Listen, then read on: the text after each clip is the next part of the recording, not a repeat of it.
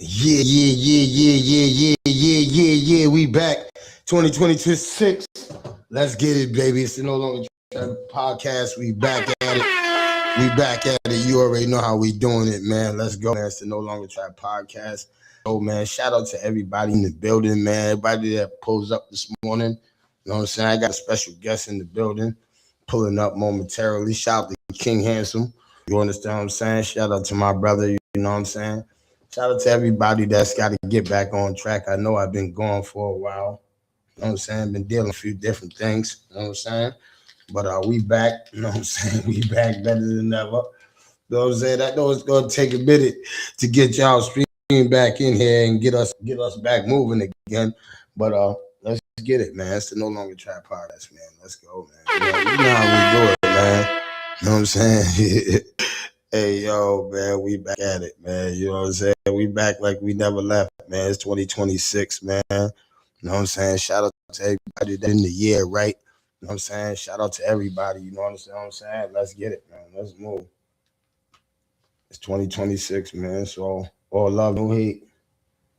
All love, no hate. That's what we spreading, man. All love, no hate. You know what I'm saying? We spreading all love, no hate. I'm trying to think what I want to hear this morning.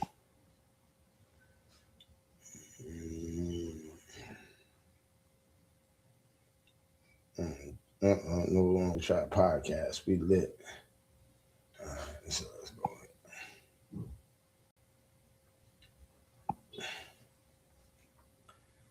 In a way, other better just to do it. This is an HTP. Shout out to my brother TJ Sauce, man. You already know, man. Champagne and good vibes, man. You know how we do. Champagne and good vibes. We can fly to Sicily, just to get it. Italian, Las Vegas penthouse, when it count thousands. Do you remember? Yeah, we grew up in them housing projects. La la la la. Champagne good vibes. Champagne good vibes. La la la la. Champagne and good vibes. Time to party like we just won the lotto. Smoking on that good kush. Hey, man, I want to say Happy New Year's, man, to everybody, man. Brand new year, brand new money, brand new things happening, man. Let's get, man. I know this is our first day back, man. And you know how I'm talking to you a little about the New Year's, man. We had a lot of bad things happen last year, but we're gonna start this year off with a better year, man. You know what I'm saying? We gotta start this year off with a better year, man. Better things we gonna do. You know what I'm saying? So shout out to everybody that's moving, man. Shout out to my brother TJ, man. You already know, man. He already knows. Cradle to the grave. That's how we go. Go to the champagne wing. That's the champagne nigga. We the good vibe niggas. You know what I'm saying? They ain't not needed. Shout out to my brother Cashville. That's my brother. You heard? Champagne and good vibes. Champagne and good vibes. La da da da da. Champagne and good vibes. Place to the bar, my dream trip is white. Trip so crazy. Ain't nigga flies me. You get money. Max be wavy. All white everything. Dolce and Gabbana. My chick so crazy. My whip so crazy. Pull up with my back. Happy New Year's, everybody, man. It's the No Longer Trap Podcast, man. We back, man. It's 2026. New year, new money, new ideas. Spread love, not hate. That's what we doing, man. All year. Let's go. Do you remember? Yeah, we grew up in projects. La da da da da. Champagne and good vibes. Champagne and good vibes. Yo, let's get it, man. Shout out to Freddie G, man. Hate the city, man. Hate the city, man. You know how it is, man. Shout out to Freddie G, man. 211. Let's go. Damn, man. I don't know what all they hate about. Nigga come approach us some dummy shit. I take them out. Real. Shit sad in the city full of hate. Niggas want to see you bummy. Never mind being great. Shit, they in competition over who got the most bitches. They can have it. I'm just trying to be the most richest. Vicious. My bro just grew up in the This is a Hey yo, every now and then I give it to y'all, man. I give it to y'all, and I give it to y'all like this, man. Shout out to Freddie G, man. Penny Hardaway. Let's go, man. This is a certified hood classic. Hate the city, man. That's where I'm living at. You motherfuckers. Let's go. Everybody. Damn, man, I don't know what all the hate about. Nigga come approach us some dummy shit. I take them out. Take them out. Shit sad in the city full of hate. Niggas want to see you bummy. Never mind being great. Shit, they ain't competition over who got the most bitches. They can have it. I'm just trying to be the most richest. Vicious. My brothers grew up in the trenches. Cold night star. Shout out to 211. Let's go. That's why I go hard as I do.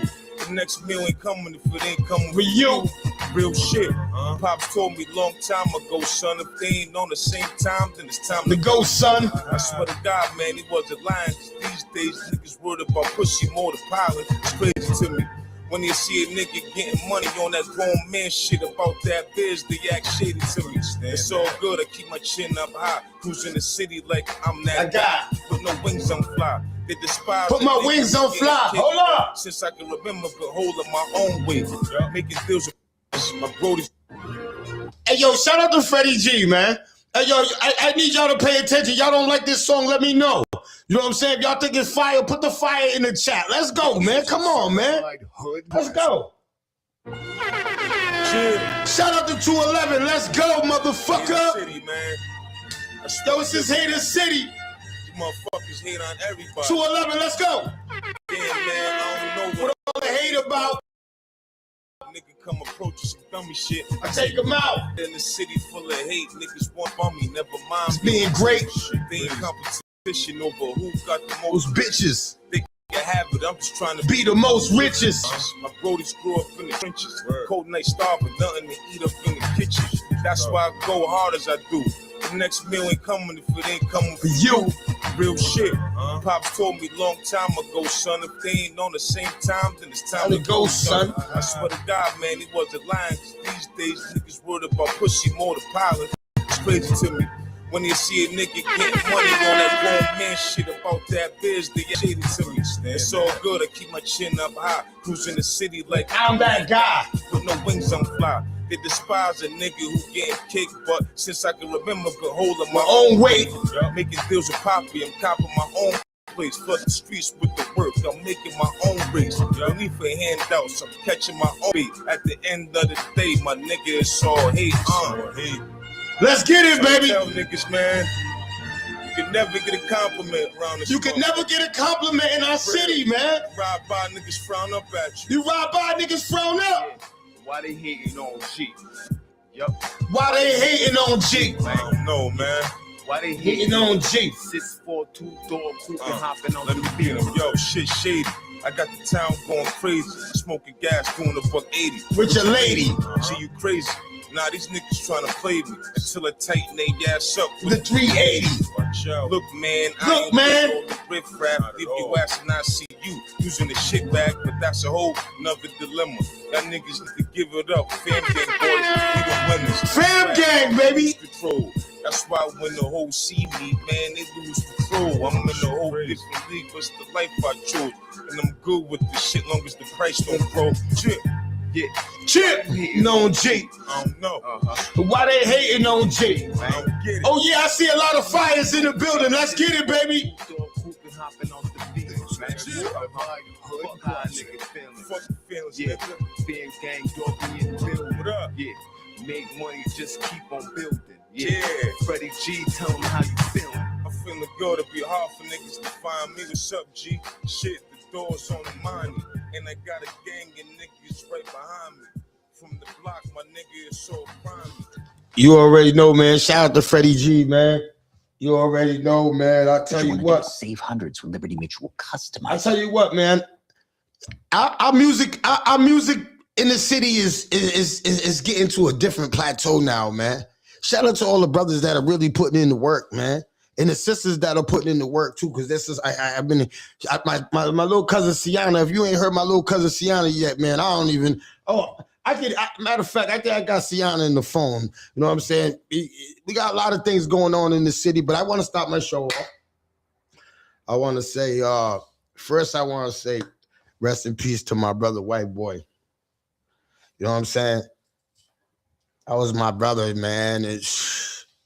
I just can't believe he's gone, man. And it's sad, man, you know? I can't believe he's gone, and it's just crazy. But how life just goes in front of you, man. So rest in peace to White Boy, man. You know what I'm saying? True Southsider, you heard? Real talk. You know what I'm saying? Real talk, man. You know what I'm saying? So rest in peace to him. But I just want to say, man, it's 2026, man. I want to say, man, happy 2026 to everybody. You know what I'm saying? I hope everybody's having a prosperous 2026 so far. You understand what I'm saying? Shout out to y'all. You understand what I'm saying? Hold on. You know what I'm saying? Happy Fly Day. Happy Fly Day. Happy Fly Day to everybody. Happy Fly Day to my brother Boo the Butler. You know what I'm saying? Happy Fly Day to him. You know what I'm saying? It's not Friday over here. It's Fly Day. You know what I'm saying? That's how we do it at the No Longer Trap podcast, man. It's Happy Fly Day.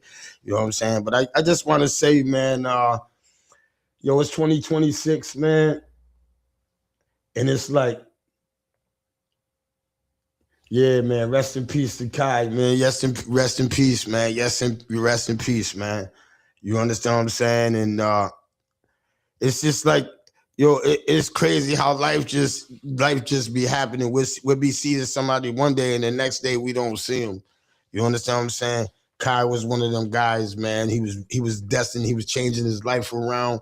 He was on a whole different mission, man, a whole different path to life. Allah was sending him on a whole different path, but Allah just sent for him. That's how I look at it. I talk to a lot of my brothers, and you know what they say? Allah sends for you, man. You understand what I'm saying? And it's not your time down here. You know what I'm saying? So rest in peace to him, man. You know what I'm saying? He's never going to be forgotten in these streets, man. Southside soldier, man, for real. All the way to the feds, all the way wherever he was, man. You know what I'm saying? He let his presence be known that he was there and where he was from, man. You know what I'm saying? That's a fact, man. Everybody that know him know he stood on 10. You understand what I'm saying? And I just want to say rest in peace to him, man, because he was such my dog, man. You don't even know, like, the conversations we used to have in prison. You know what I'm saying? Then when I got out, it was just, you know what I'm saying? He was just one of them friends that our last conversation still is in my head. You know what I'm saying? And I just found out that he passed away. You know what I'm saying? I didn't even realize that he passed away because I was dealing with my own situation. You know what I'm saying? But I just realized that he had passed away. And you know what I'm saying? That's my dog. You know what I'm saying? So so that's how I really wanted to start my show off today and say, yo, man, life is short. You know what I'm saying? I want to say this to everybody. Life is short, man, and tomorrow is not promised. You know what I'm saying? And it's 2026, man. And if you got a problem with people, somebody that you love or somebody that you care about, and you think that was your friend, yo, I think that it's time to mend them bridges, man, because as we're seeing every day and day that goes on, that tomorrow is not promised, man. Tomorrow is not promised for nobody. You know what I'm saying? For nobody. So if you got little quarrels and little things that you got with your loved ones, yo, fix that, man. Fix that because, man, tomorrow's not promised to nobody, man. It's just not promised for nobody. You understand what I'm saying? Some people, you know what I mean? It's just a not promised thing. You understand what I'm saying? But I mean, it's just something that's not promised. Yes, one move can take you out. That's definitely true. You know what I'm saying? But salute to everybody on the boards. You know what I'm saying? Everybody in the chats. You understand what I'm saying? It's 2026. You know what I'm saying? First and foremost, I want to talk about what's going on with the immigration in my city. Now, I definitely agree with y'all, man. I'm not for this, but it's like, to me, we stick together. We go picket for the wrong. I'm not saying, I don't want people to think that I'm saying this is the wrong thing for us to come together for. No, I'm not saying that. But there's a lot of stuff that transpired in that city in the last year or two that called for us to do that right there. And we didn't do it. That's just what I'm saying. Like, there was things that happened in my city in the last year, right? that we should have been picketing for, just like they was picketing yesterday for ICE.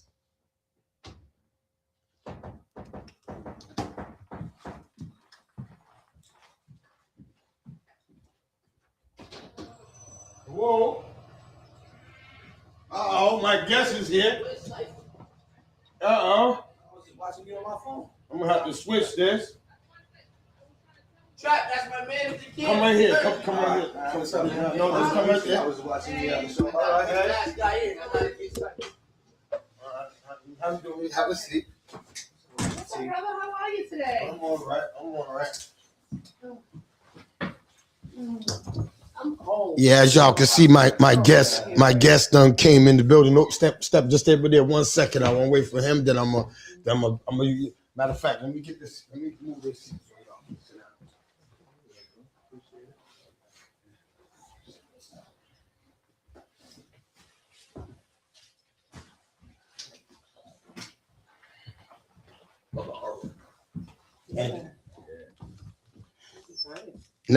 And now, like I was saying before, my guest, I told you I got special guests in the building this morning. Told you we gonna get it lit, but I just, like I was saying, like, I'm not saying what the ICE is doing in my city is right. I'm never gonna side with that. But what I'm saying is, you see everybody that came out to picket for ICE. Yo, we had a lot of things in our city that happened to innocent people, where the family members was killed in the prison systems. People was innocently killed on the streets, and we didn't come together like that. We did not come together like that. That's all I'm saying. I had a problem with that.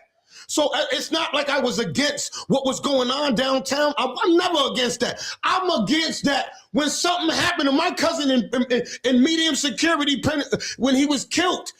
When they didn't give him medical attention and he died in that prison cell, we didn't come together like that. When my friend Miss Rhodey's daughter, 9, rest in peace, was killed in Central Falls, a 19-year-old girl, we didn't come together like that. I got a problem this morning about that. Yo, why didn't we come together for 9 like that? Why didn't we stand with Miss Rhodey like that for her daughter wanting justice? Why didn't we come out like that? Yo, this is what I'm saying. I'm not saying that we shouldn't have came out for the ICE people. I'm never gonna say that. But what I'm gonna say is we should have came out and asked for answers for a lot of things that done happened in our city in the last year. There's a lot of things that's happened in my city in the last year we don't got no answers for. But nobody wants to come out and pick it. When we want to hold rallies, it's 30 of us. When this stuff happened, you see how many people was down there? You see how many people was in Central Falls ready to give their lives for people that they didn't even know? They're laying on the ground, getting ready to get ran over. But what I'm saying is there's an innocent girl, 19 years old, dying in Central Falls, and a mother that wants answers. And what we doing? We can't get no answers? Is that what we said? We're not going to stand behind somebody that's from our own city, somebody that gives back to our city. Never mind that. Somebody that gives back to our city. That's what I got a problem with this morning. I have a problem with that this morning. And it's not against, I don't want people to say, oh, Trap, you're going against. No, I'm not going against the ICE people. I'm not going against that. That's great that them people came. I'm never saying that. But what I'm saying today is, yo, why didn't we come out for our people like that? Why don't we stand together? Yo, we got real issues. Yo, we got real things going on in our city that we need answers for, and we never come out like that. Why does it take for them to come around taking people that really don't belong in this country out of here, right, for us to come together like that? That's what I'm trying. I need somebody to come in my chat today and tell me, yo, Trap, this is what's up, bro. This is what's up. This is why we're not standing with this. There's innocent people dying in that ACI. Why we not standing outside that ACI like that? Demanding answers. Why ain't we doing that? Why are we not sitting out in Central Falls demanding answers for 9? Why are we not doing that? That's all I'm saying. That's all. I need somebody in my chat to tell me, Trap, we can't do that because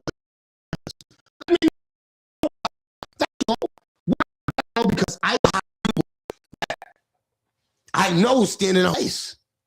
I've seen a lot of people from community out there down for ICE. So what I'm saying is, there's people that are really dying and that we know in our community that we need answers for.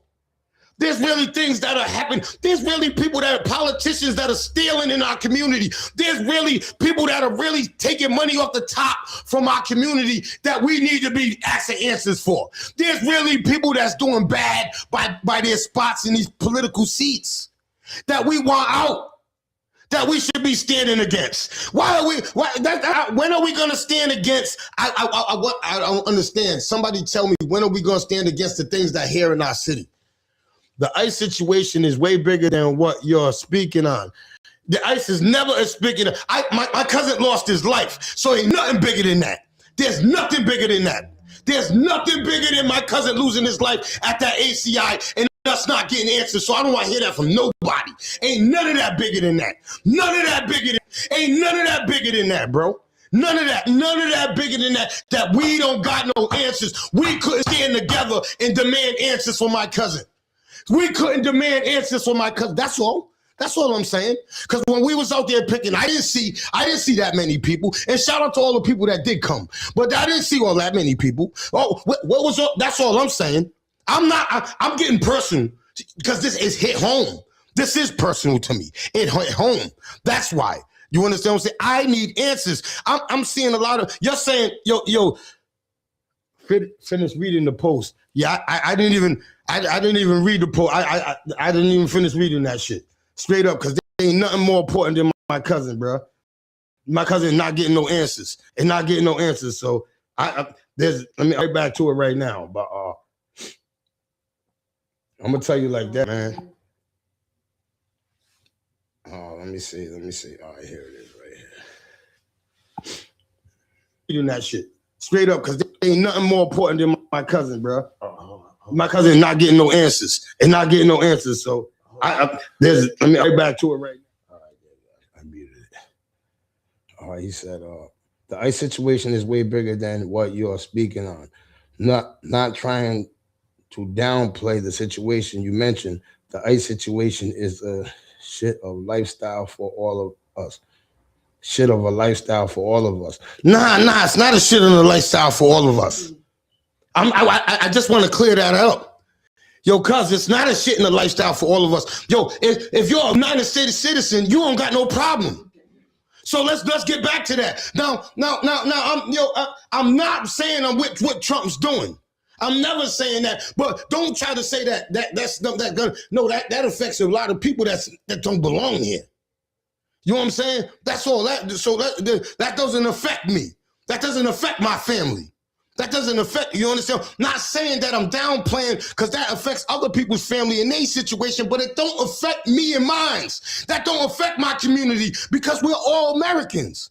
So that don't you understand what I'm saying? So I get it because it's around our community. We do have these people in our community, and it's sad that this is happening in our community. But yo, at the end of the day, man, does that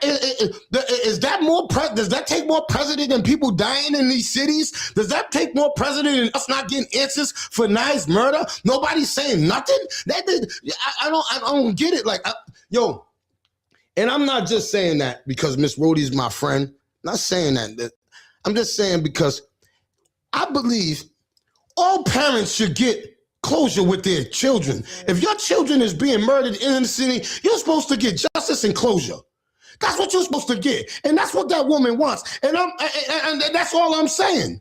You understand what I'm saying? I believe in that. That's because I'm a parent, and as a parent, and I want everybody on this live right now to think as a parent. I don't want y'all to think, well, this one died and nobody gave it. Nah, let's think as a parent.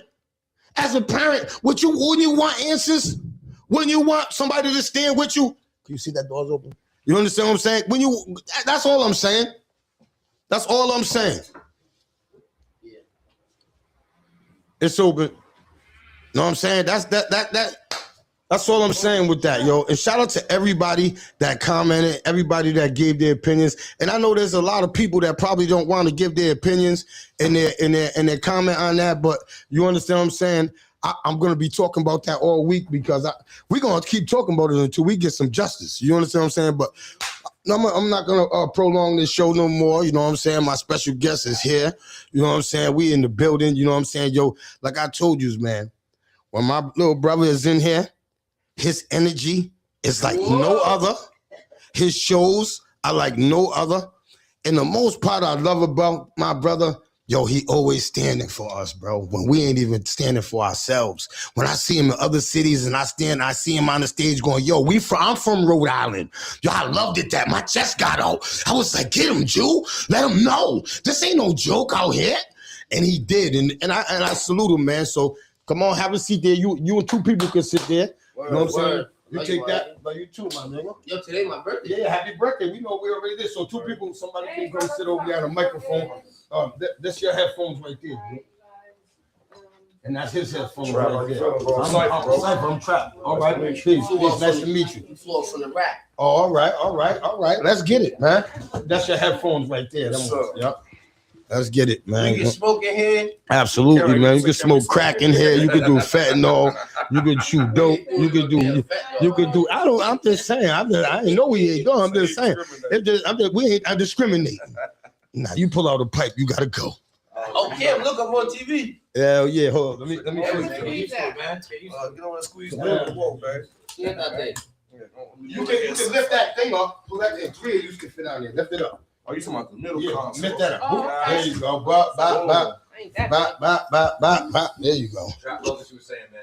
Thank you, man. I appreciate it, man. I try to. Traps, you see my grandmother last night. Didn't know it was my grandmother, but she already loved the lady. Wow. Taylor, my grandma. Yeah. That's my girl. Mm-hmm. All right. So first and foremost, man, you know who I got in the building, man. You know what I'm saying? I'm gonna let him. I swear to God. See, there's people that I can get in my show that I gotta do all of. With him, I just gotta pass the microphone, bro. He'll do everything. When I tell you he'll run this podcast right now, I'm telling you, that's just how, his mind, people don't understand his mind. He loves working. And that's from being around him. He just loves working. And I can just sit back and I'll hit him these controllers and he'll ask all the questions. He'll do everything right off the top of the dome. Never podcasted, he will take off the top of the dome, make it happen in here. You know what I'm saying? So without further ado, I'm going to introduce King Handsome, but I want you to introduce your people that you brought with you. Y'all, it's Hot Boy King Handsome the first. I got Bay Holla with me. She is the CEO of Women's Empowerment Bar Cypher. I got my man Cypher Sick. He flew up from Chicago. He's here. He's gonna be performing with me tonight. And in the cut, I got my manager Cam, Piff Boys ENT. Yes, I always got with Cam. I remember he came here last time. You know what I'm saying? Yeah, definitely, man. It's good to see that you got your fucking same team intact. Can I tell you something? Because, and this is no going at nobody, but when I see Cruz, when I see him 1 year, I see a bunch of dudes. The next year, I don't see him. Yeah, that's fair. Yo, when I see King Handsome, I see the same crew. I just don't see your wife. You know what I'm saying? She's usually with you. You know what I'm saying? That's the only one that's missing. She's still here. You know what I'm saying? Yeah, you know what I'm saying? But it's just like, his crew's always intact. You know what I'm saying? Shout out to Fredo Bang. Yo, you know what I'm saying? Yo, Freddie Black. You know what I'm saying? Yo, all the movement, man, the team. You guys ain't here right now, but you already know you got love at the No Longer Trap podcast. Stop through, man. Stop through. Come holla at the people, man. This is the #1 podcast in the city. So, for my birthday, I said I'm gonna go see Trap. Hell yeah, happy birthday, my brother. So talk to us about tonight. You understand? No, first I gotta ask her about this woman empowerment. Oh yeah. I gotta ask you about this. So I'm gonna take this. I need to ask you about this one. Now you deal with woman empowerment. Now your woman empowerment, is that teaching women, or can you elaborate on that? Absolutely. So I'm an MC myself. I've been in music for over 25 years. And in my journey of doing music, I realized that there are a lot of disparities that women face as in being in this industry, whether it's dealing with men, aggressive women, men trying to play women against each other, getting you to use some sort of drugs or some sexual acts that you shouldn't be doing, to feel like you need to be able to get yourself in a position so people can hear your music. So I created the platform Bar Cypher, influencing the women in hip hop, like showing them that we can empower each other, we can support each other. We don't gotta go down those roads. If we stand tall with each other, we'll be able to make it happen. So with that being said, from the music, I'm realizing that these women have different issues. You know what I mean? Some of them have self-esteem issues. Some don't have their children. You know what I mean? Some have just returned from incarceration. So how do I step in and provide different resources to be able to assist them along their journey to be able to be a successful artist. So that's when I provide additional services, wraparound services, connecting with, homeless shelters, you know what I mean? Rental service assistant places, to be able to provide them additional resources just to be able to assist them much more than what they normally have. So that empowerment piece comes there, which really made me take a look at, it's a lot more we need to do. You know what I mean? Health and wellness, there's mental health, there's a lot of issues that come with that. Yes. So before you can become this straight artist, even myself, I got a lot of healing and stuff I need to do. I'm a survivor of homicide. My niece was murdered in Boston, in the projects that I'm from, Home and New Edition, Orchard Park, 2011. And I still ain't got justice. You feel what I'm saying? But So you understood what I was saying. Absolutely. It ain't got nothing to do with ICE. We ain't against ICE or against people, but we got our own issues. We got our own issues. Yes. Where we from. Yes. And that's all I'm trying to put out today. Yes. I'm totally with you on that. Thank you. Thank you. I'm gonna slow down a bit, but yeah, that's what the bar cipher is about. The music is what we use to bring the women together, and an empowerment piece is just really helping each other stand up. So now in the bar cipher with women, I really want to be. Oh, hold on 1 second. This is Uncle Benny. Yeah, what's up, man? Hey, Happy New Year's, everybody. Happy New Year's. Happy New Year. I don't have a question or nothing. What's up? Oh, happy birthday, man. Oh, come on, man. You already know. I just want to, I don't have a question, but I want to say this real quick before I get back to work. That's why to the lady on the panel, yes. To the lady on the panel, I want to say, let me hit that. Thank you. Thank you. I heard what you do, what you provide. I just want to give you your flowers before I get back to work. Thank you. Thank you, brother. Appreciate it. Thank you. Enjoy your day. All love. Thank you, Unc. I appreciate you, Unc. And love you, man. And I want to say this, man. I got to say this to her. Yo, I love women that are for women empowerment because I think that I love our women in our city. And I think our women need somebody to just tweak them. Like, yo, girl, you can't be doing that. Yo, come on, yo. You know what I'm saying? Because we have men that's doing it. That you know what I'm saying? That's doing it. It's like me. I have mentors and people that I look up to and that give me advice. And I think that women more need that. Because when I think that when men say it, it comes off harsh. When I tell a woman, yo, you shouldn't be twerking and showing all off your stuff on social media. Yo, you shouldn't be talking about other women on social media when you slept with a bunch of dudes. So it sounds like that I'm women bashing when it comes from a man saying it. So when I see women empowerment and I see other women calling out other women saying, yo, we got to do better. We got to move better so that these dudes ain't on social media even saying anything to us because we're moving better. We're not on social media showing our kids got respect. We're not going to and acting like a hood rat when we go up to the schools and you understand what I'm saying? The little things that our women need to tweak because I said we had to tweak a lot and we're still tweaking things. You know what I'm saying? We're dealing in our city right now with fatherhood. We're trying to get all our fathers together to be fathers. That's what my job is this year. I made it my job to say, yo, I'm gonna try to be the best father I can be this year, and I'm gonna try to get everybody around me in my city to be accountable. And let's be accountable for our kids because I learned this: if we are all accountable for our kids in our city, yo, ain't gonna be no killing and murdering. Cause yo, that's your cousin. Yo, that's my friend. We're gonna come in the middle with that. It ain't gonna be no more. See, what happened in the last 25 years is the parents started just letting the kids make the decision instead of stepping outside like our mothers used to and go, you're not fighting with Juju. If you're fighting one-on-one right now, and it's over. There was no more of that. Time it got to the house, it was already gunshots. Somebody was dead already. So the parents got scared now, and no parent steps up no more. You remember when we was young, the parents used to be watching the kids fight. Yo, your son wants to fight, man. Let them fight and get it over with. I remember that. I remember them eras. They don't do that no more. I still got my grandmother. So you understand what I'm saying? Exactly. You understand what I'm saying? So I gotta say that for the woman empowerment because I think that's dope that you're doing that, especially you're helping out the women MCs because there's a lot of women that been through a lot of trauma. There's a lot of women that's in our city that got mental health issues, just like us. See, everybody thinks about mental health and they think about men. What about our women? Yo, I done talked with so many women. I think I'm just saying this for me. I think that there's more women going through mental health issues than men. That's just me though, because I done talked to so many. Yo, they done dealt with so much trauma from. Yo, don't think that them losing their kid, whether abortion or that's trauma. I never knew that. I sat with a woman that she had an abortion, she had a miscarriage. And she 3 years ago, and she still messed up over that. It mentally messed up. We're not thinking about that.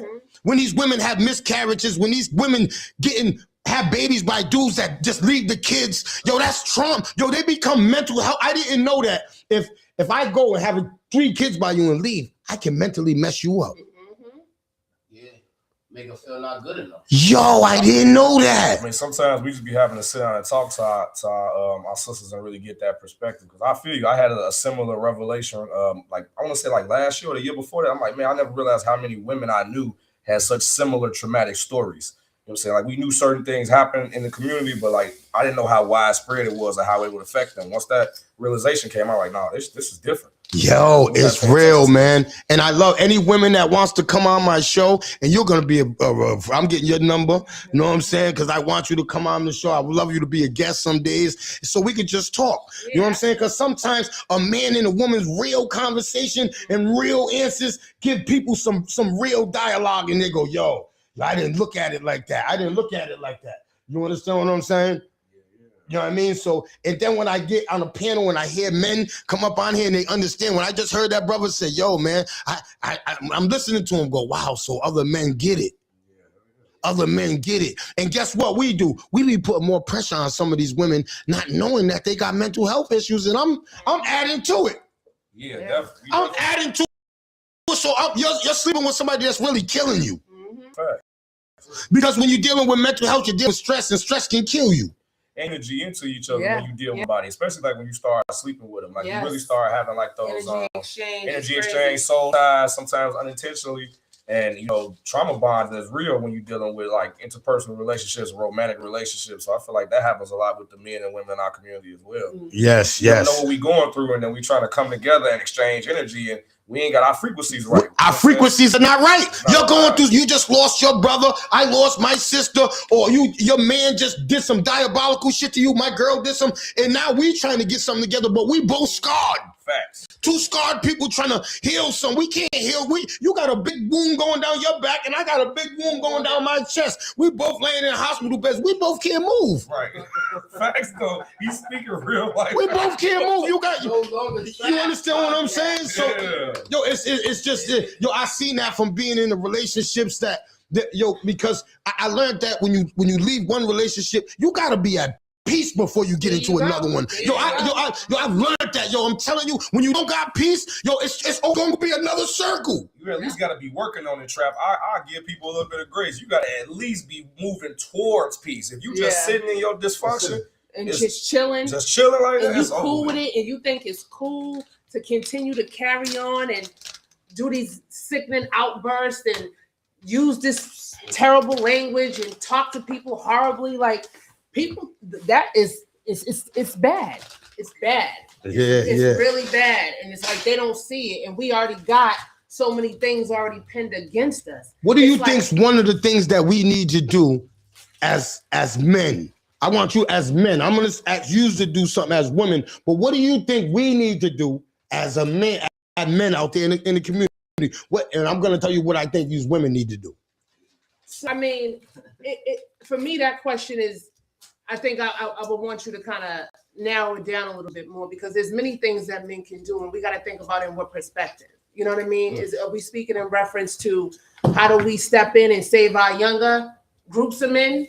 Are we speaking on how do we help straighten out some of these women? You know what I'm saying? Who may be going in the wrong direction, that may just need to hear from a man, because sometimes, right, being a woman and having these conversations with other women, it almost makes you seem like you're a hater. Yup. But when a man is talking to a woman and maybe speaking to her in a softer tone and explaining her certain situations, she may be more receptive to it. You feel what I'm saying? Mm-hmm. So it really all depends on what are we talking about and which direction that we're going. I think for me, it's plenty of things that men can do. In reference to the young people, the young men, it's really hard grabbing the young men right now because their mind is so embedded into being on TV and seeing what it is that they watch and thinking that that stuff's super cool. I think what we need to really start doing is really having conversations with the overseers, the parents, number one. And I know people always say we need to start with the parents, but we really do, because we got a lot of young parents that got a lot of young children.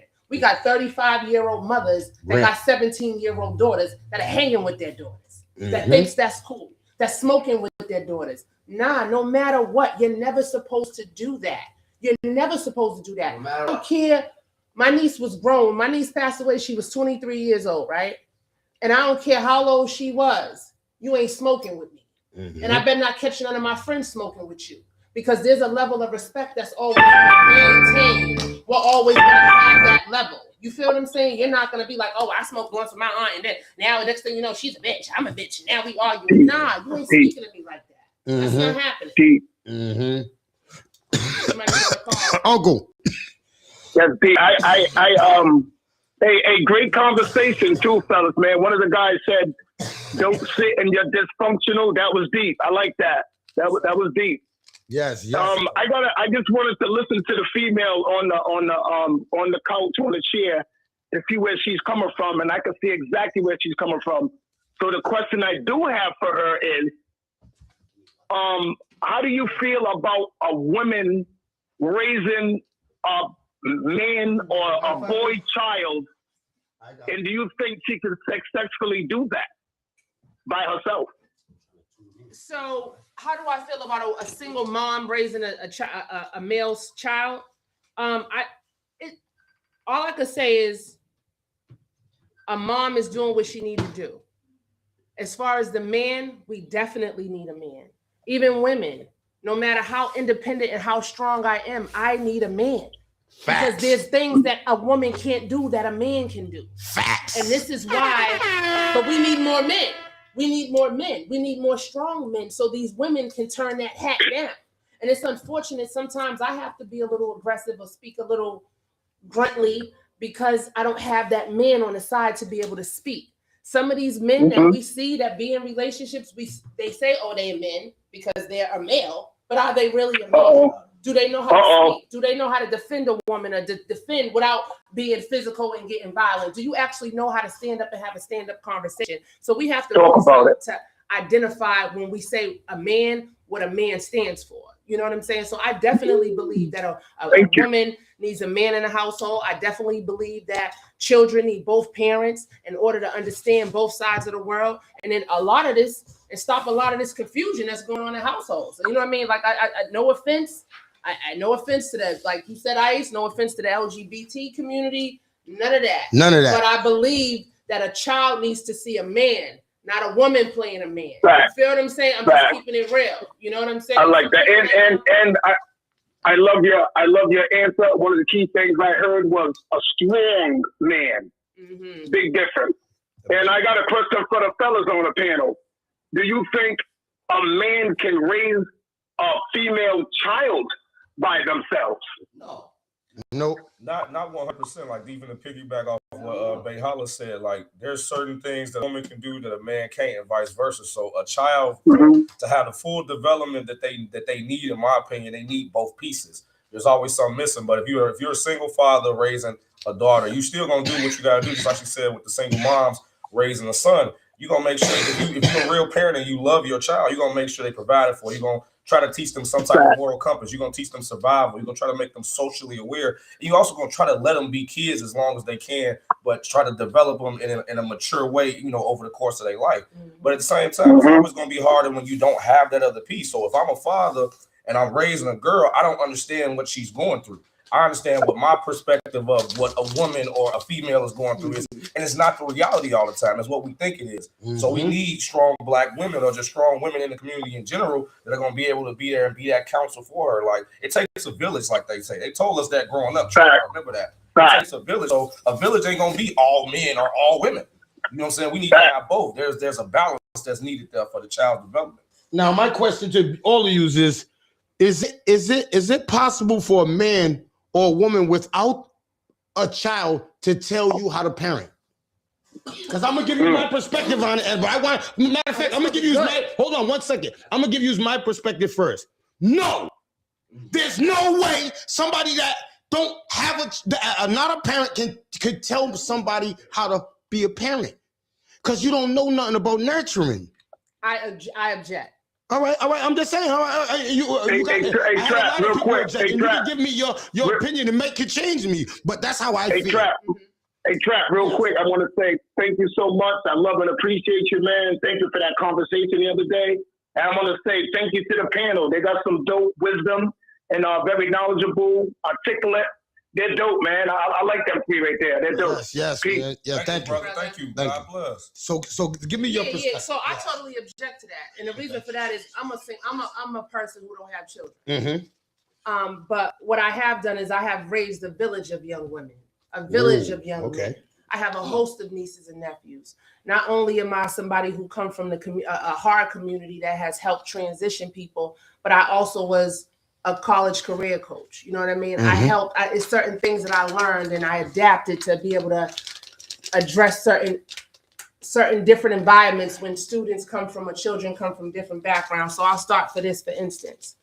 I know a girl, she got 5-6 kids and don't know how to be a mother. Yep. But then here I come helping you clean up, helping these kids read, cook, making sure these kids go to school, telling them how to clean themselves. You know what I mean? Make sure they brush their teeth. Don't go outside with your hair dirty like that. That lady birthed those kids, but she can't even do that. You feel what I'm saying? So now my nurturing steps in, and it's different. The baby may have not came out of my womb, but now I'm teaching them motherly things that their mother can't teach. That your mother taught you.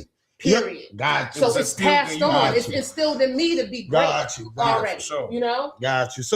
So basically, you see, I remember I told you could change you. You're changing me already, because now I can get it. I get it when you're saying like, yo, my mother raised me to clean myself, how to wipe myself, told my brothers to lift up the toilet seat, take out the garbage. I watched my mother and my father do all these duties as a house as a parent, and I soaked them in from when I was a parent. I'm just not a parent, but I implement them around my. Got you. I got some kids that don't even listen to their parents, and they'll come holler at me. Because they respect you more than they respect their parents. Real talk. That's what that is. They have a certain level of, they just put you in a different position. It's sad, but it's still great because at least there's somebody that they respect. Some of these shorties out here don't respect nobody. So to have a woman or a male in their life that they respect, that's still trying to instill those lessons and those gems that the parents are supposed to, that matters. That's the village thing we was talking about again. Like the mother and the father can never do it alone. That's just how I feel, ever. Because there's so many nuances that come with trying to prepare somebody for life, for being a human being, for being a functioning citizen in society. You know what I'm saying? Like that ain't no instruction manual. It take a lot of minds, a million of the minds, to make this thing really work. Love King Handsome. This is what he brings to my podcast, man. This is the knowledge, yo. This is what I tell you, man. When watching my podcast, man, yo, I get knowledge. When y'all are sitting there, y'all are teaching me. I'm still learning. Y'all are teaching me, and to hear you to my community, yo, it's a blessing. You know what I'm saying? And I want you to introduce yourself too, and where you come from, and give us a little background on you, man, because she gave us a great outtake on what she does, and she's definitely gonna be here again.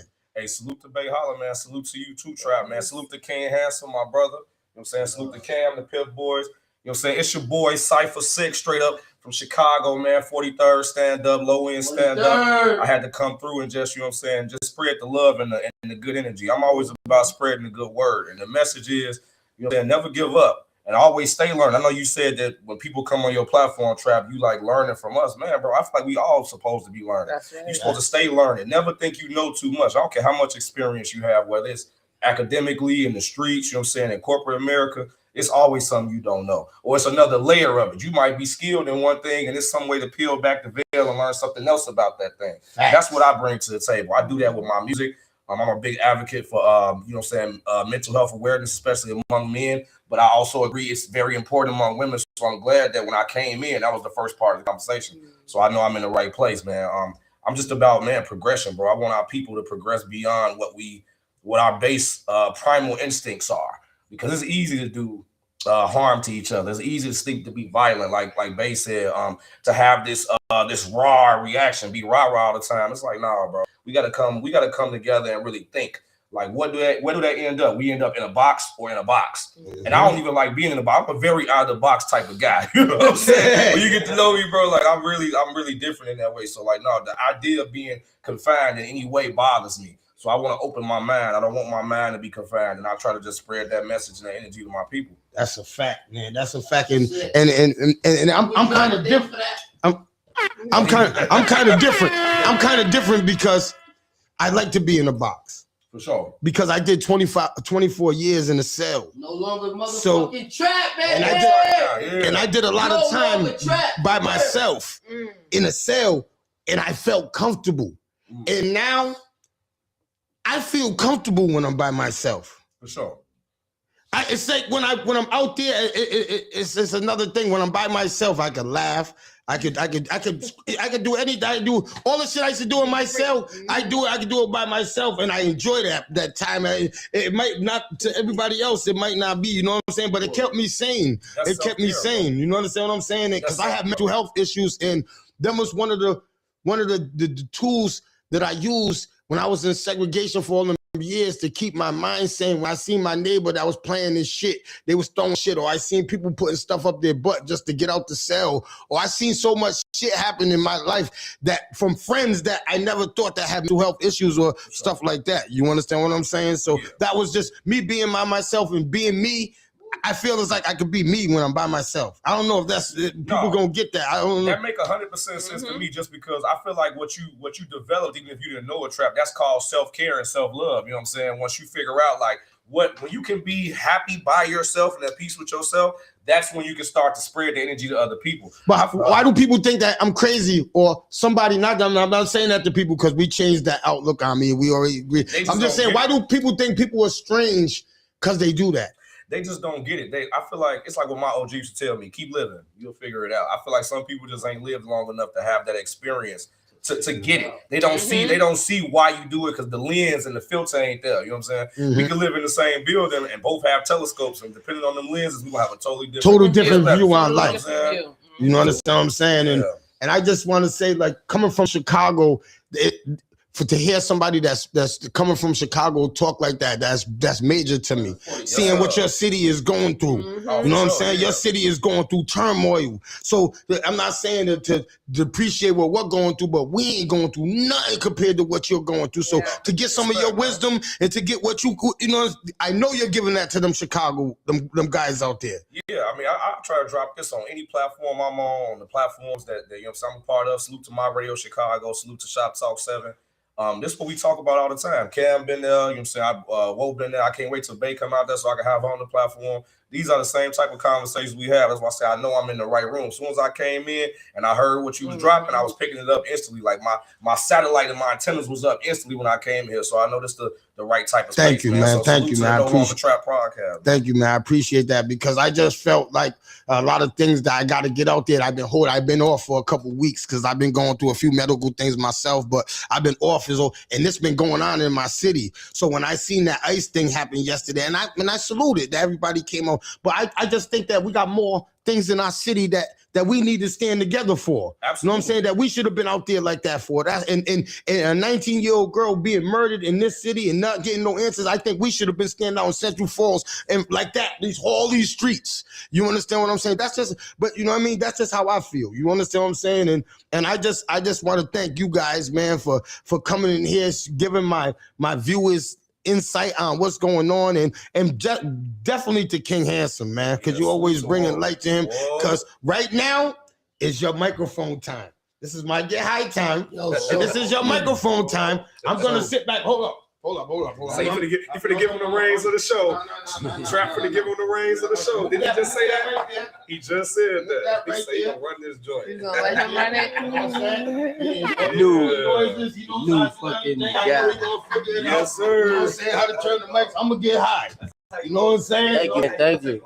Yeah, you know what I'm saying? I'm gonna sit back. You know what I'm saying? Hey, salute to Shout Trap, out, man. shout out to everybody in the group chat, man, because I know some of y'all came here just because I told y'all we was gonna be here today, and y'all probably just now discovering the podcast. I check this podcast out Monday through Friday, no matter what state I'm in, because I fuck with Trap. You usually see me in the comments. So today I'm on this side. Much love to you guys that's tapping in today. we couldn't do it without y'all because it's all about spreading awareness. Yes. So, the first letter in the alphabet, A, awareness. You know what I'm saying? That's what I use it for. Trap told me one of the craziest stories ever in the world about how he dealt with having panic attacks while being locked up. Yeah. And the way he dealt with the shit was eating Jolly Ranchers. Yep. So talk about self-medicated. He's telling you the power of the mind. This is the pill I need right now. This fucking Jolly Rancher. It's gonna get me through, and I made it out. Yep. Nigga, and now I got the #1 podcast in Rhode Island. No longer Trap. Yes. Clap it up for that. Yes, thank you, man. I appreciate it, man. I definitely. Niggas scared. You motherfuckers. So that's the level of gods I be next to. You know, that's the level of gods that I be next to.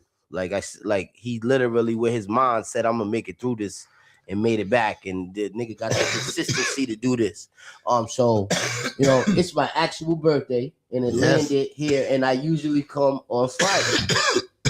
Yep. So I'm just thankful to be here, man. And I brought some amazing guests. We got Cypher Sick. He does the My Radio Chicago every Friday, giving all artists a platform to have voice heard down in Chicago. Yes, he's doing great things. We just dropped our record January 1st called Too Famous.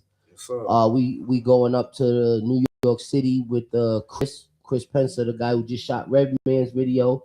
Ghetto Motivation. He's going to shoot our video. Okay. Shout out to Chris, man. But this don't shock me. $5,000 a video, and he's shooting our shit. So I'm about to hit you with that level next. Yeah, because this don't shock me. King Handsome, K stays moving. He's in Minnesota. Yeah. This doesn't shock me. The motion, real motion, man. Real motion, man. Shout out to everybody in Texas. I'm coming to Texas real soon. Oh yeah. Shout out to everybody in Texas, man. Yo, thank y'all for everybody saying happy birthday to my brother, man. Man. I'm so January 9th, Capricorn shit. I love my chat, man, because they salute you and happy birthday because they know you deserve it, bro. Thank you, guys. You understand? Not just for your music, bro, just for being you, bro. Yeah, you don't know how many you're the key to our city, man. You don't know how many connections you done made, man. You know how many people that are watching this going, yo, King Hanson hooked me up with this DJ, this producer. Yo, he put me in this video. Yo, you did a lot for a lot of people, man. Amen. And you still got motion. You understand what I'm saying? And I thank you for taking your motion over here to give me some motion. You understand what I'm saying? And I appreciate that. And explain to us what's going on tonight. Tonight we having my birthday party hosted by the best host ever, Bay Holla. Yes. Years in the game. The first years in the game. King Carter Laundry Service. No, you keep. He thinks he's in a. He just got to it one time. This nigga thinks he's in a.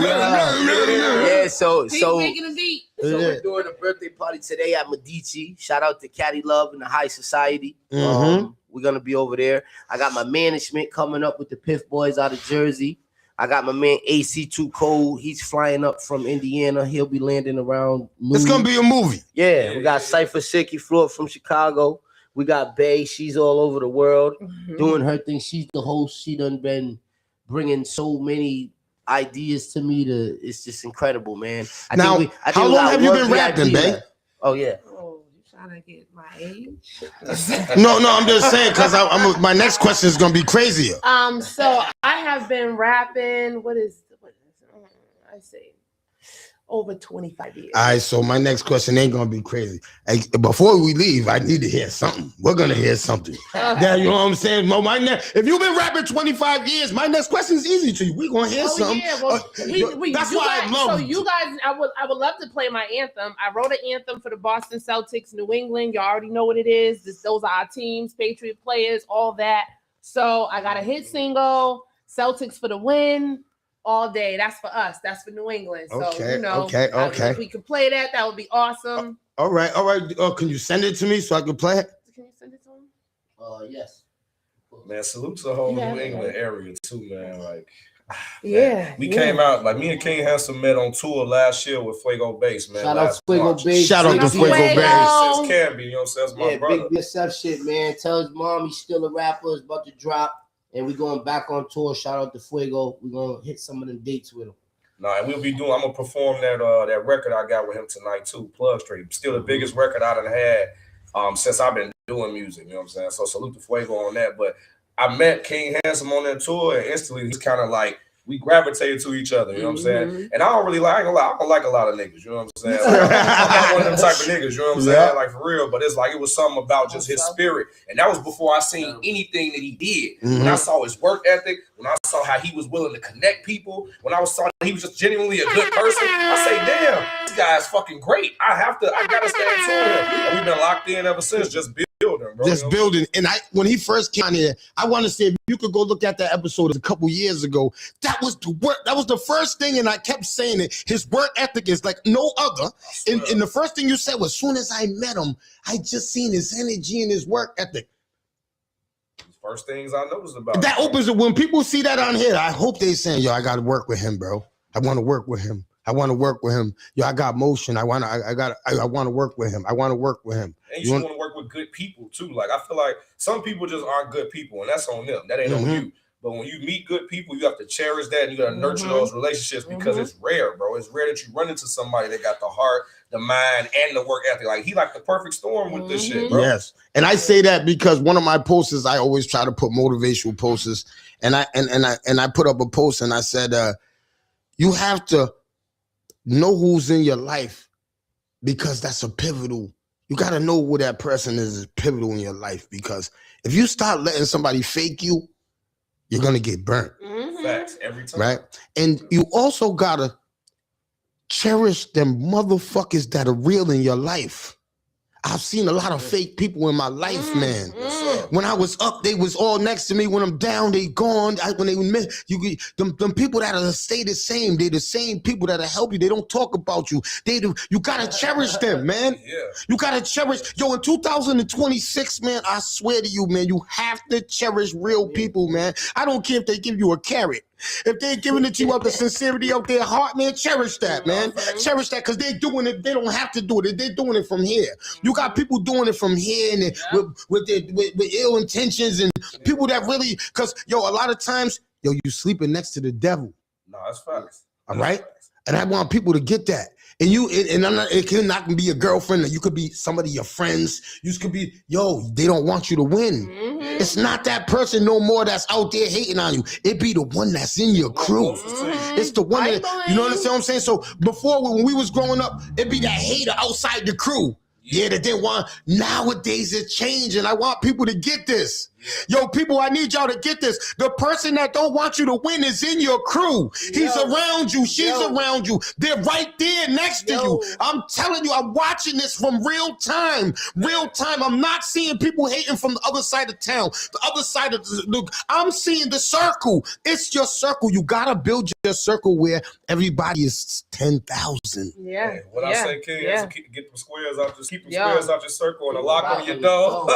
Yeah, man, because and yo, and there's a lot of times people try to bring people in their circles because they're beneficial. Yep.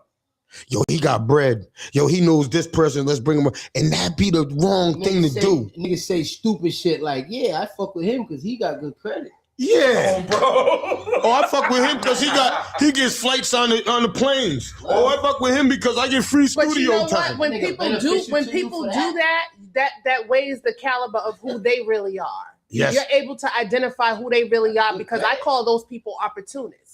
Those people are looking to see what they can get from you and how they can ride off you. And like you said, they really don't care. And in the field of work that I do, being a founder of this Bar Cipher platform, I have experienced my platform LLC has been founder, like her shit legit. Yeah. I have been doing it for about 6 months now, you know, and I have encountered a variety of different kind of females. I got females that are ready to win. I got females that are just sitting here to see what they can get out of it. I got females that are sitting here really, really studying me, wanting to be every aspect of me, but can't be, and not appreciating that I'm giving them an opportunity to further their life. Like, I want to show you how to be a better mother, show you how to be a better woman. I'm really show here. You how to be, to show you what I learned. Like, I went to school. I'm from the projects. I made it out. I got 3 college degrees. I got a master's degree. You feel me? Black women don't have master's degree in urban planning. So when people say, "Oh, she need to boss up," I'm a homeowner, baby. I'm gonna show you how to get there. You feel what I'm saying? Let me teach you. Never mind you trying to bash me and she think no, baby. This is real life. I got this going on in real life. Let me help you. And not to say that I'm on top of no pedestal because I can lose it at the drop of a dime. But I keep my heart in a good place. I keep my spirit in a good place. No matter how wrong, what experience I go through with whoever it is that I go through, I'm not going to change me being a good person. Yes. It's just that I'm going to change being a good person to you. Facts. That's deep. That's deep right there. Everybody can't get the same energy. Like I try to generally be a good person just in by nature, and I think that's another reason why me and you vibe so much because I know I heard you say similar things before. I'm just a good person. You know what I'm saying? I try my best to be a good person, but some people. I ain't gonna say you can't be a good person to them, but they can't get all rights and privileges as any other member since the origination. They gotta earn it. You gotta earn it. You gotta earn it. You can't just get it off top. You know what I'm saying? Respect is earned. You know what I'm saying? Loyalty is earned. Trust is earned. How does somebody that's broken trust numerous times get your respect? What you mean again? Again and again. You're a repeat offender? Repeat offenders. Man. I'm gonna come up with a scenario. Okay. You gave a partner of yours a place to stay. He went right back to jail. He came home. He stole something from you out your house. Right? Little something. It wasn't nothing major. Some small. Right? Do you keep giving him a chance? Nah. You fuck with him from afar. Yeah, I agree. It's unfortunate. You're not gonna keep bumping your head over here. That means you do the same thing with the other people that you go around with. It's time for you to go off by yourself and learn. And I agree with Bay. Like I say, fuck with him from afar, just because, like, if you was my brother, you was my guy for real, 100 grand, I'm gonna still have some type of love for you, but I'm gonna be smart enough to know I gotta protect my peace. There you go. So I'm gonna love you from over here and let you do your thing. And if I see from afar that you getting your shit together, then I might be able to reconcile and bring you back into the fold. But outside of that, if you doing the same shit nonstop, even after them 2-3 offenses that you did to me, yeah, it's over with. I ain't gonna lie. I'm gonna move on. You gotta move on. There's a time where you have to move on. Now, my next question is that because I had put up a post and I said, I fought so many fights by myself, and I'm talking about in the prisons, the streets, everything by myself with no parents, just me by myself. That now when somebody genuinely tries to help me, it seems fucked up.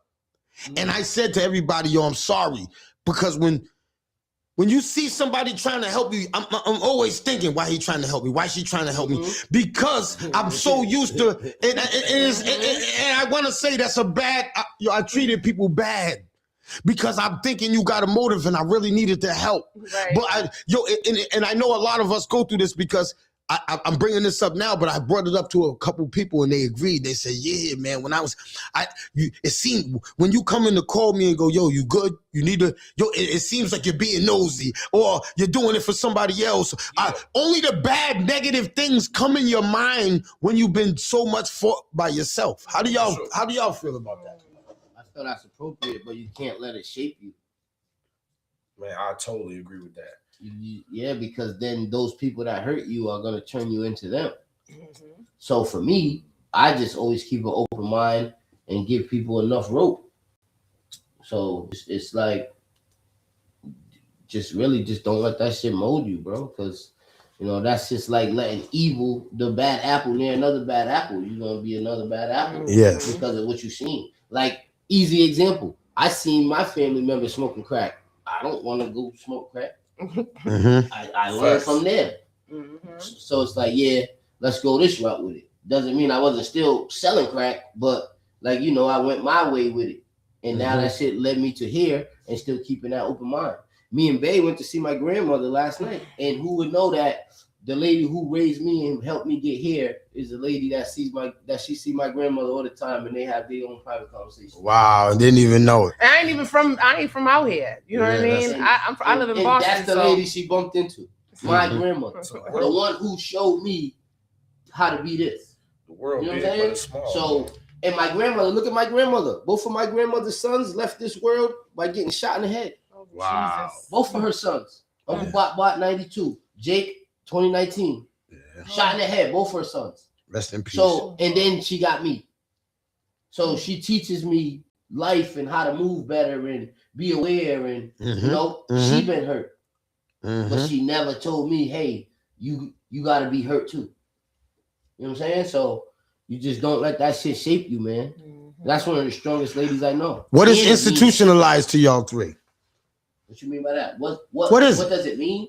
Yeah, what is your definition for institutionalized? I think I'm institutionalized. I still hang boxes in my fucking bathroom. You know what I'm saying? So like, what the fuck? Seeing a lot of my brothers that's been on the inside and come back, like it's just certain like things that some for good and some for bad that they stick with, like it changes them. So like I know, for example, like I'll give you a great example, watching an episode of Power and Force, you know what I'm saying, the one that's in Chicago. And when Diamond came home, he had this real comfortable bed. He slept on the floor. I've seen that in real life multiple times. I just did it the other day. I just did it the other day. And I'll be looking at bro like, I just did it. And I'll look at bro like, damn, like, but you got this nice ass, comfortable ass king size bed. But I had to understand like that's what he was comfortable with because he had adapted to having a certain type of surface to be able to get comfortable rest and energy to start his day. Yes. So it's like, yo, that's the ritual now. So I think that when you institutionalize, there's good and bad that can come from that. You know what I'm saying? That's how I look at it. So you think that it's being institutionalized is things like that? Now, what is your? I side with him on that to some degree because I also think it's in their mind. It's the mindset. You know what I mean? So I see some men, you know, that I'm friends with that have went to prison. They came home after 25 years. Some jump right into construction. They doing this, boom, boom, boom. You would never even know that they even had something going on. So some of it you can see blatantly on people. Some of it you can't. You'll find things like he said, this construction guy might not see it. We might not see it publicly, but when he goes home, he might like to sleep on the floor in the car. You know what I'm saying? Yes, so that's something. So I think it's different stages of it. And I think they're displayed in different ways. I think where I see it the most being troublesome for me is the bad habits, the negative habits that come with the being institutionalized, whether it's keeping the same mindset. Them niggas is against me. Fuck that nigga. Boom, boom, boom. Like there's no growth from that. You know what I mean? So to hear a gentleman such as yourself return home after doing so much time and hear you speak with so much knowledge and be able to create a platform like this to be able to give that knowledge back. It shows me there's a level that's there, but you took that level and you're breaking barriers with that. You're making me feel like I'm smart. Hit the button. Yeah, I swear to God. I ain't gonna lie to you. I ain't never had nobody say that, make me feel like that. You made me feel smart. I really felt like I'm really a good, and I'm really not. And people that in the chat are going, if she only knew Trap don't know how to do shit. Nah, but you do. Let me explain something. They tell me about my spelling, my word. You do. Because even right now, you have me in a different space. Like I get a chance to speak, talk about these different things, but now we're able to have some real upfront dialogue. Yes. And what you're doing for me is you're helping strengthen me and inspire me to continue my race, to continue to push this knowledge and not get slipped into turning up and getting loose, because I can do that. So the more we do this is practice. This is studying. We're studying life right now with each other, and we're making it even better. So your experiences being delivered to me is helping me shape things to be able to explain to somebody else where they could probably see from the light of both of our eyes. Facts. You know what I'm saying? Yeah, So, got you. They can learn. You can learn a little something that from me that about a prison or anything, and then they could be wanting that answer. You can go, you know what? I just was chopping it up with my man, and he told me, he went through this and that. Yes, I see where it all entwines and everything circles together, because a lot of times I'm misunderstood.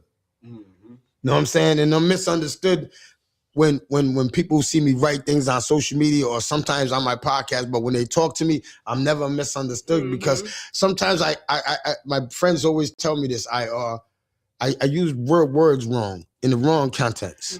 But I be trying to say something and I'll use the wrong word and I'll throw somebody off of what I'm trying to say. But if you was in front of me, you get it. You understand what I'm saying? So I'm very bad at articulating words together to get what I'm trying to say to you. You understand what I'm saying? And that's came from a lot from being in prison and being by myself and learning how to read by myself. Because when I had to come to prison, I had to learn how to read in prison. So it was different. You You understand what I'm saying? As a grown man, when you only know you got a 5th grade reading level, you understand what I'm saying? And girls are trying to write you in cursive. Right. I hated them that they used to write me in cursive.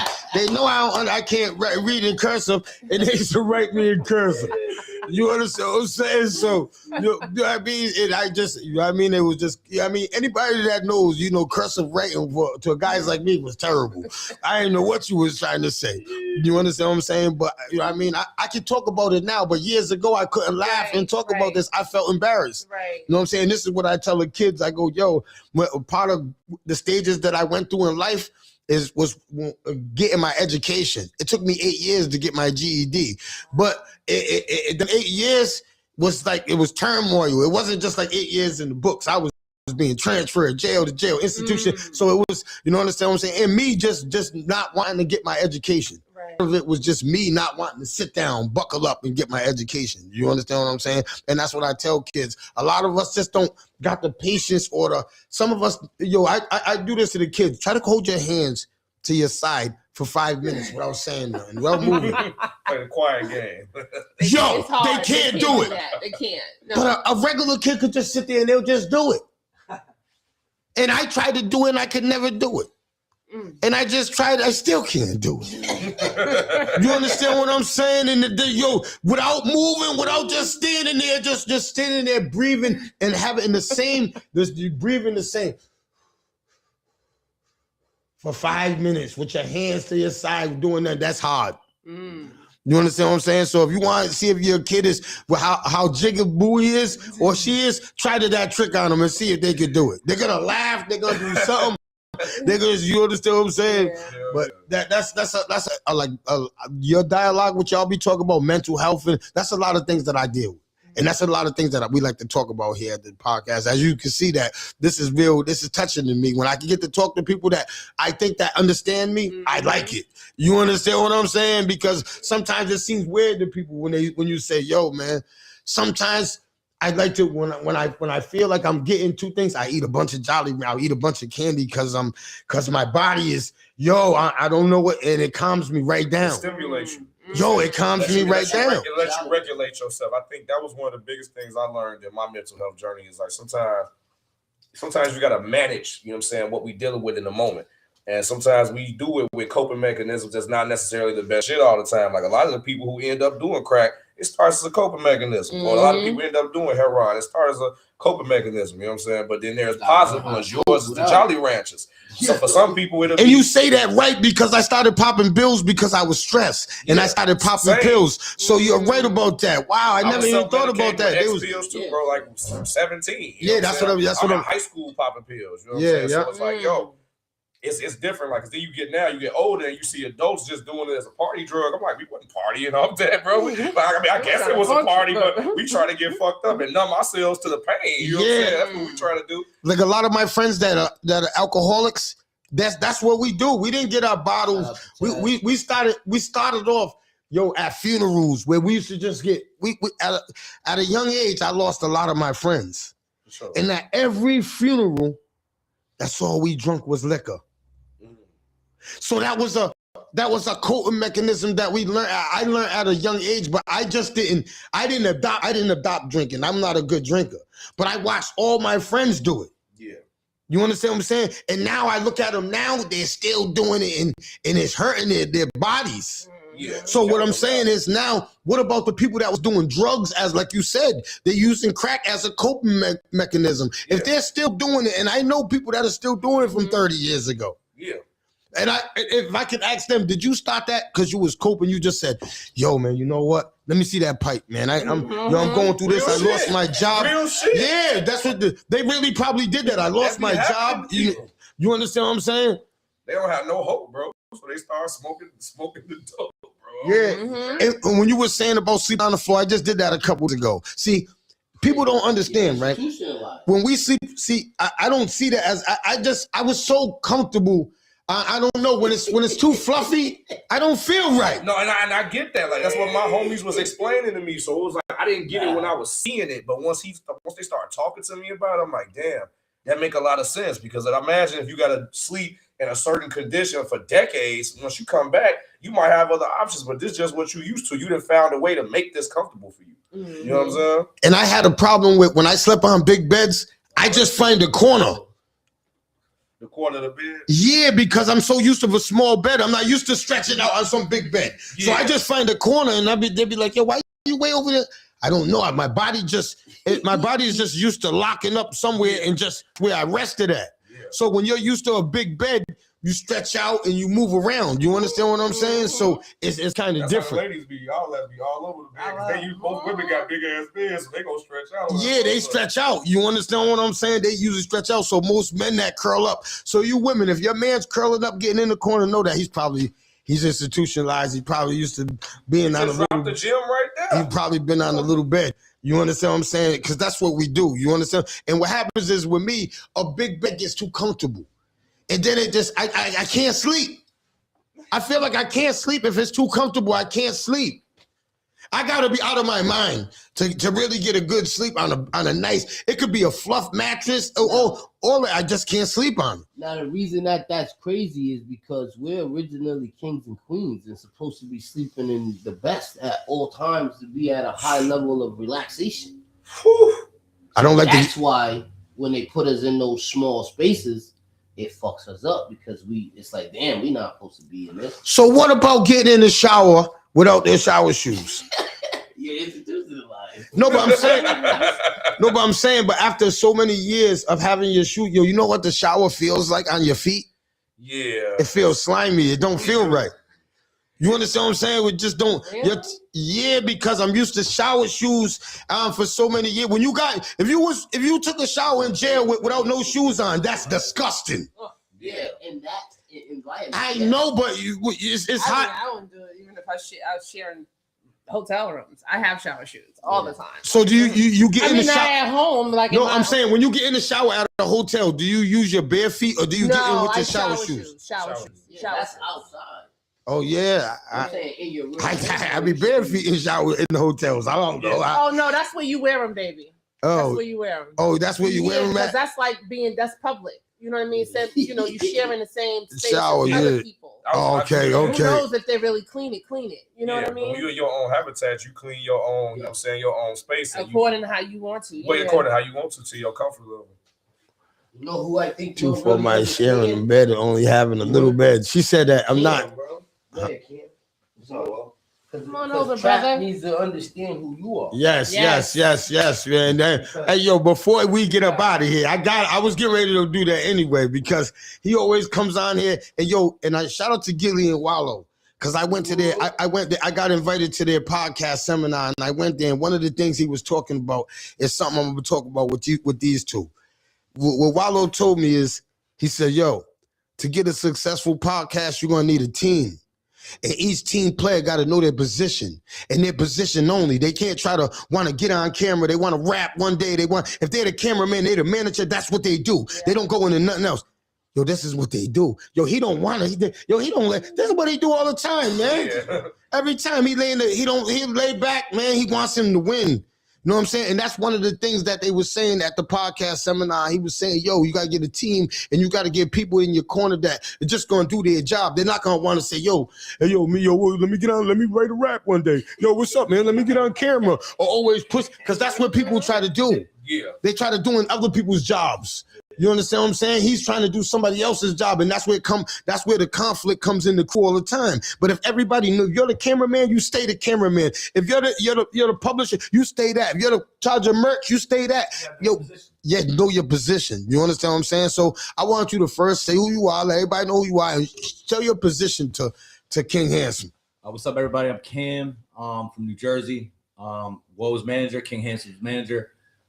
Piff Boys Apparel, Piff Boys ENT, and the East Coast Hip Hop Fest as well. And I'm just happy to be here, man. How long you been doing this, Cam?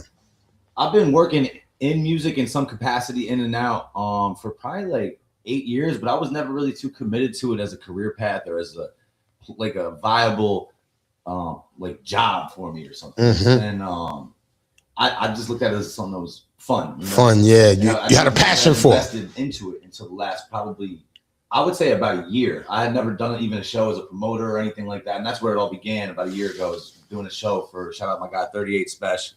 Shout out to 38 Special. Put on a great festival. Had a great turnout. We had food trucks and a big crowd. And we built a stage in a field and people came. So that inspired me to just keep going with it. And I ended up asking Bo to be his manager. And that's what I was going to ask you now. Becoming his manager now, you're going to know a lot of things that we don't know because you and him have talks. And to have a manager, your manager got to believe in you, bro. So to all you managers that don't believe in your artists, yo, let them go, bro. Let them go, bro. I compare King Handsome to Lil Wayne. That's how great I see him and his potential to be. I'm gonna say it again. I compare King Handsome to Lil Wayne. And I don't even think there's a lot of similarities like in their sound, but it's just the creativity, the genuine energy that you get from the guy. And if your manager does not see you that the impact, if he don't see you like that, then you gotta go get a new manager who's you like Nas, bro. You like Nas when he dropped Illmatic. That's not the type of shit you hearing, like, and that's really how I feel about Woe. And I probably don't even say that enough because you need, as an artist, you need to hear that. But Woe know it too. He believes and when I said that, that's the response I wanted to hear from you, and I know that the audience wanted to hear from you. But the major thing is because I went through that, and I understand that, and you got to understand that when you believe in somebody, you gotta really believe in them, man. Facts. Yo, people, stop going halfway, man. Stop going halfway. If you you stagnate that person when you in their life and you not 100% with them in their mission, and that's what a manager's job is. A manager's job is to sit down and have conversations. Cam and Will, I know him and Drew done sat down and had conversations. Music. I know they talked about life. Can I tell you something? This man was in and out of jail. And I know Cam told him we got bigger things. I know they done have real conversations where things done got broken down, where I know him, his mind probably, and Cam probably told him, yo, that's not our goal. He's never gonna steer him back to that jail. He's never gonna give up and say, all right, man, that's what you wanna do, go ahead. Nah. That's not what a manager's job is. And that's what my message is to all these managers out here. Y'all need to be like Cam. You understand what I'm saying? Yo, you gotta really believe in your artists. You gotta believe, you gotta really believe that he's gonna be the one. When he said Lil Wayne, I said he's fucking crazy. But he believes that. That's what I thought. You know what I'm saying? Yo, come on, let's be real now. Yo, that right there touched me, Lil Wayne. Yo, and I know his work ethic. So, and this is what I don't see that he knows. That's why he's saying this. His creativity. You understand what I'm saying? So that's what a manager. You know what I'm saying? The ease that he's able to get on in the booth, and he won't even write. You know? Yeah. And I wouldn't recommend that for a lot of people. Now, what's one of his strong suits as his manager? Yeah. Looking in at him, right? Right. What's one of his strong suits that you never told him before? That you got inside, you probably never said it to him. That's his strong suit, and he don't even know it. Just think. I would say he sees a lot in other people that they may not even see. Wow!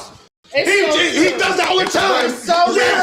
That's so true. Oh my God. It's so true about him. That is so true.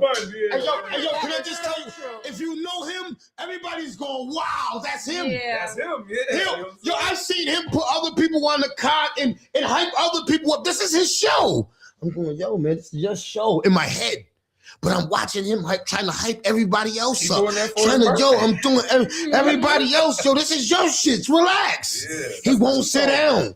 He's like, yo, get your mic right. Yo, fix your shirt. Yo, that man will give you, if you think your sneakers ain't right to go on stage, he's going, yo, go out there in mine. That's how he is, bro. Yep. You understand what I'm saying? And that was one of the things. Now, what's one of the bad things about him that he don't know? That you wish you could tell him that he'll listen to. You a pothead, man. Oh, all right. Do you really think that he needs to calm down on the weed? No. All right, so no, I really want you to give me something. Just think about something that it ain't gotta be something great that you could say, yo, bro, I want you to chill on. I think that you'll go farther if you left that alone. I mean, I've told him this before, but I feel that there's a lot of artists that are like they're not doing as much as what Woe is doing, just organically. Organically, and I just from the There's a lot of people that he's talking about the numbers. Yeah, the numbers are great, and he's not out there paying for ads and going in and paying for big time features. It's all organic. It's just all organic work ethic. You know how I know that's so true? Yo, he brought what was the rapper you brought in here? He could have charged me money. Taz from the Taz came in there. First he came, he said, yo, I swear to you, I'm not. This is on a law. He called me, he was like, yo, bro, if you give me $150, 200, boom, we can make it work. I was like, damn, man, blah, blah, blah. He was like, yo, but I'm gonna hit you back because I'm gonna try to get him to do it for free. I was like, fuck it, hit me back. Yo, that brother hit me back and said, yo, we pulling up. Never asked me for $1, nothing. You understand what I'm saying? So it was. Where I'm going with that is what I would change. Is I think his career getting to a point where he should be more selective with some of the work that he's doing without changing his output. That's his a jewel. productivity. That's a jewel. That's something that he wanted to tell you because I can see it. I can see it. He wants to tell you stop helping everybody. Yeah. Stop helping everybody. He don't be wanting to tell you to stop helping everybody because he's your manager. He likes sitting in the back, but he sees you helping everybody, Jew, that you don't supposed to be helping, bro. You know what I'm saying? He wants to his part. He don't want to come against your people. He sees that you believe in people, but you believe in people too much. You put more energy in people that don't want energy in their self. And he see it from the outside.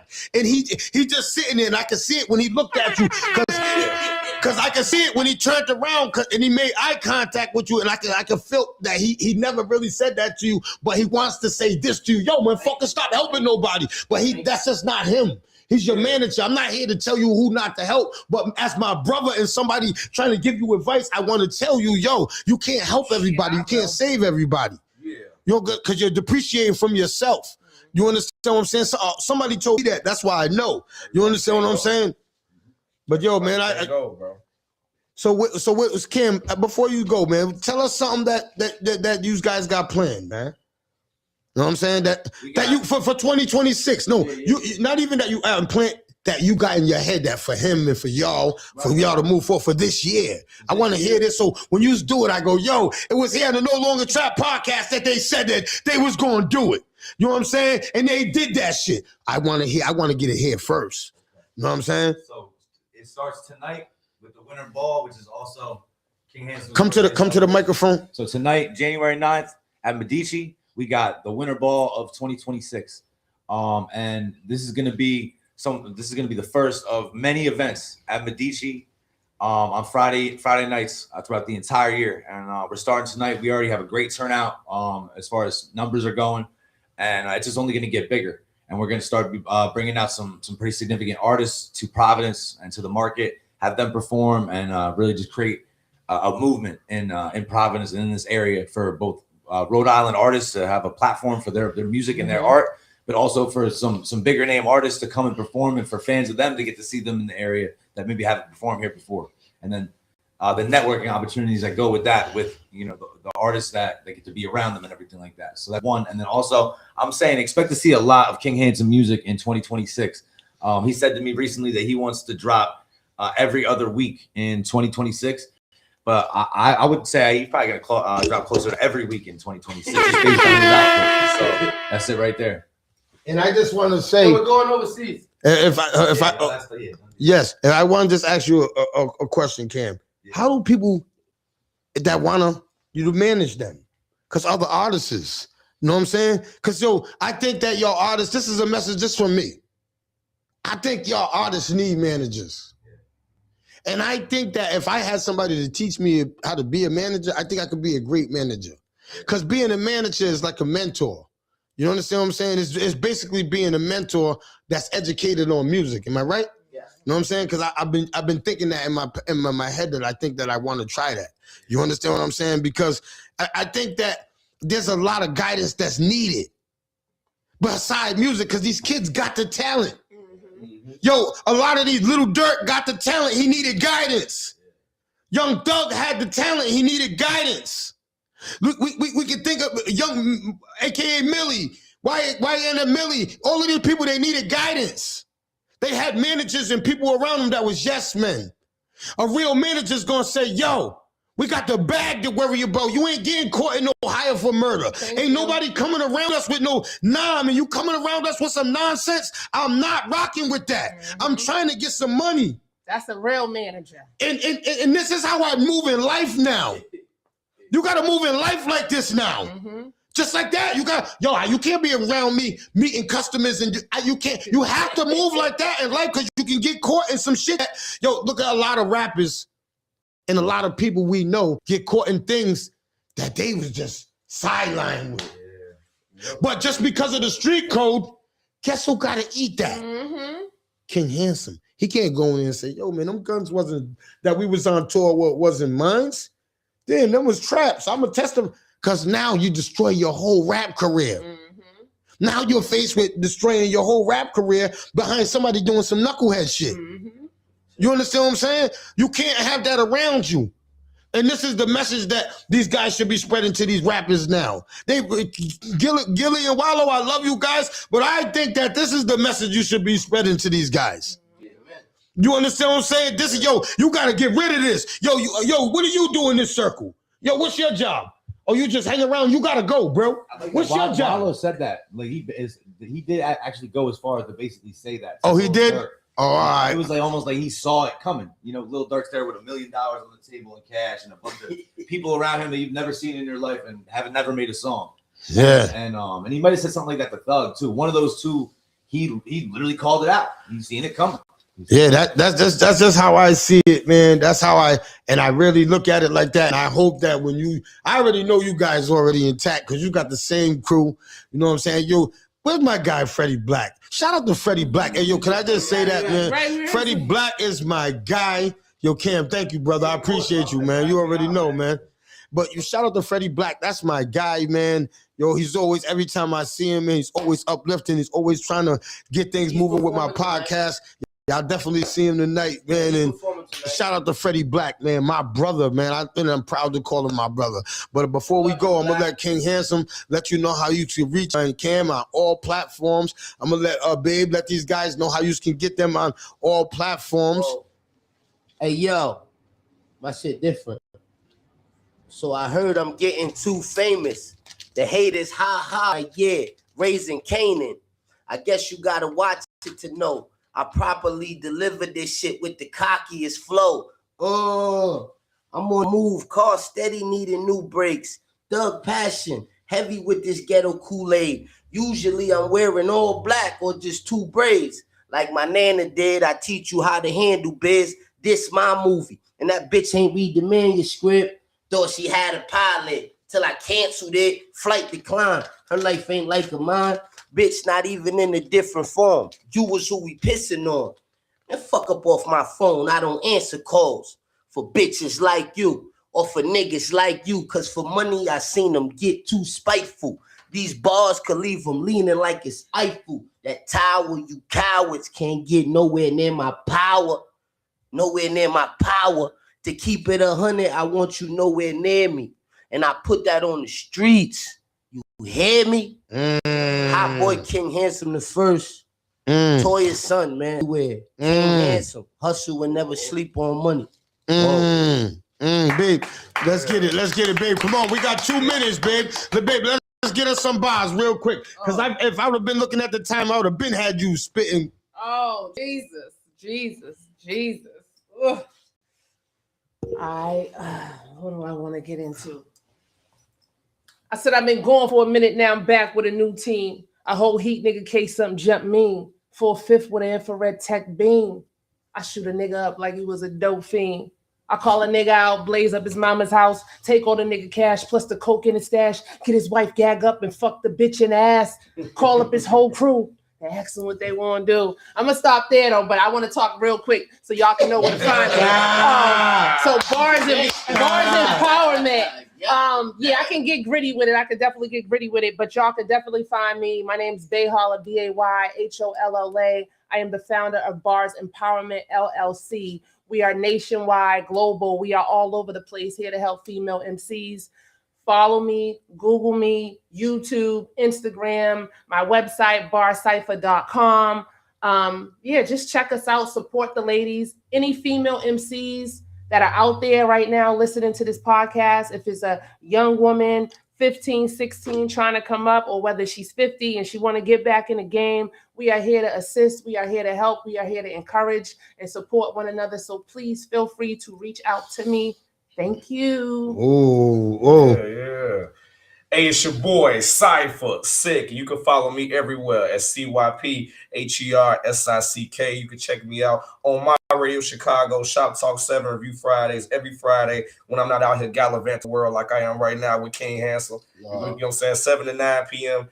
And you can catch me tonight at Medici, man. I'm going to say the bars for the night, man. You know what I'm saying? I'm off the clock on the rapping. But you go hear me talk tonight, man. I know we got the time, too. Definitely. Yeah, we are. So, yo, I just want to say, yo, thank y'all. I appreciate y'all for coming through, man. I really do, man. I'm definitely can't wait till tonight. You know what I'm saying? I gotta tell you, man. King Handsome always does it big, man. So you not ready to do, man. So it's the No Longer Trap podcast. I'll see y'all guys tomorrow. Same time, same place, man. I love y'all guys. Peace.